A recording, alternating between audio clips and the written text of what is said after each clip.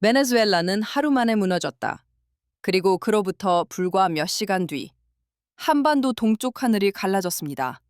오늘 사건 365는 북한의 초음속 탄도미사일 발사와 그 배경에 깔린 국제 정세의 급변을 다룹니다.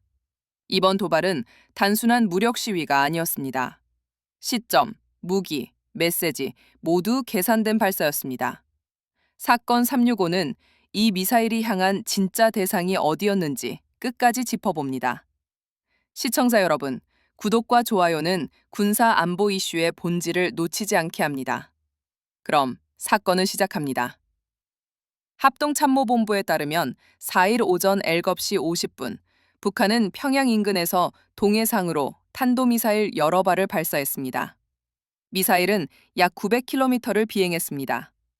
북한의 탄도미사일 발사는 지난해 11월 이후 약 2달 만이며 이재명 정부 출범 이후 세 번째 도발입니다. 하지만 이번 발사가 특히 주목받는 이유는 타이밍입니다.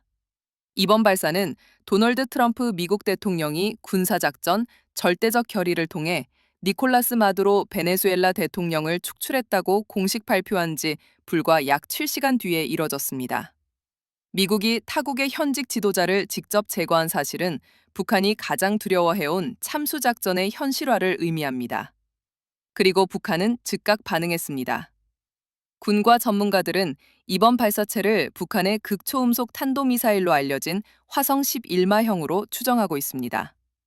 화성 11마는 기존 KN-23 계열을 개량한 무기로 극초음속 활공체, 즉 HGV 탄두를 장착한 것이 특징입니다. 이 미사일은 저고도에서 불규칙한 기동을 하기 때문에 한국과 주한미군의 현 미사일 방어 체계로는 탐지와 요격이 극히 어렵습니다. 북한은 이 미사일에 전술핵 탑재가 가능하다고 공개적으로 주장해왔습니다. 권용수 국방대 명예교수는 화성 11마의 최대 사거리는 약 1,500km로 추정된다며 한반도 전역은 물론 오키나와를 포함한 주일 미군 기지 대부분이 사정권에 들어간다고 설명했습니다. 즉, 이번 발사는 한국만을 향한 메시지가 아니라 미국을 직접 겨냥한 신호였습니다. 전문가들은 이번 발사를 북한의 경보용 도발로 분석합니다. 박원곤 이화여대 북한학과 교수는 북한은 베네수엘라 사태를 보고 다음은 우리일 수 있다는 위기의식을 느꼈을 것이라며 핵탄두 탑재가 가능한 미사일을 통해 우리는 핵보유국이라는 점을 다시 각인시키려 한 것이라고 말했습니다. 북한에게 핵은 협상 카드가 아니라 정권 생존 수단입니다. 실제로 김정은이 핵무기 보유를 결심하게 된 결정적 계기는 2011년 리비아의 독재자 무아마르 카다피의 최후였습니다.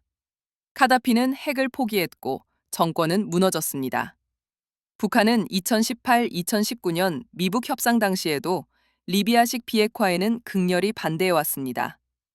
이번 베네수엘라 사태는 북한에게 그 공포를 다시 상기시킨 사건이었습니다. 북한 외무성도 곧바로 입장을 냈습니다. 조선중앙통신에 따르면 북한 외무성은 미국의 군사작전을 불량배적이며 야수적인 행위, 유엔 헌장과 국제법을 난폭하게 위반한 패권 행위라고 강하게 비판했습니다. 이는 단순한 외교 성명이 아니라 미국의 무력 개입을 핵보유 정당성으로 전환하려는 선전 전략으로 풀이됩니다. 이번 발사는 또 하나의 중요한 시점과도 겹칩니다. 바로 이재명 대통령이 3박 4일 일정으로 중국을 국빈 방문하기 위해 출국한 당일에 이뤄졌다는 점입니다. 5일 열릴 한중 정상회담에서는 북핵 문제도 의제로 다뤄질 예정입니다. 북한은 미사일 발사를 통해 존재감을 과시하며 사실상 이렇게 말한 셈입니다. 비핵화는 의제조차 꺼내지 마라. 청와대 국가안보실은 즉각 긴급회의를 열고 유엔 안보리 결의 위반인 명백한 도발이라며 강력히 규탄했습니다. 국방부 역시 북한은 도발을 중단하고 대화에 나서야 한다고 밝혔습니다. 하지만 이번 발사는 단순히 도발이라는 말로 정리하기엔 너무 많은 메시지를 담고 있습니다. 북한은 미국을 향해 우리는 베네수엘라가 아니다 라고 말하고 있고 국제사회에는 핵은 포기하지 않는다고 선언하고 있습니다.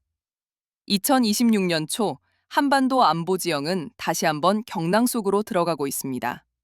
사건 365는 이 도발의 후폭풍을 끝까지 추적하겠습니다.